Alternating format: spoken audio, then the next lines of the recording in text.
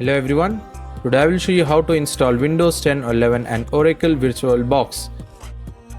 Click on Chrome browser or any browser, type Oracle VirtualBox, click enter.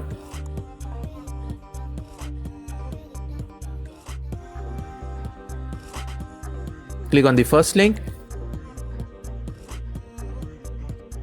Click on download VirtualBox 7.0.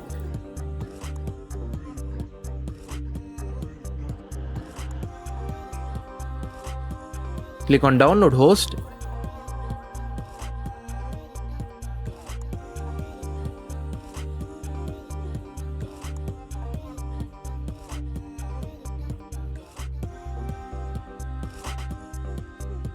Click on install.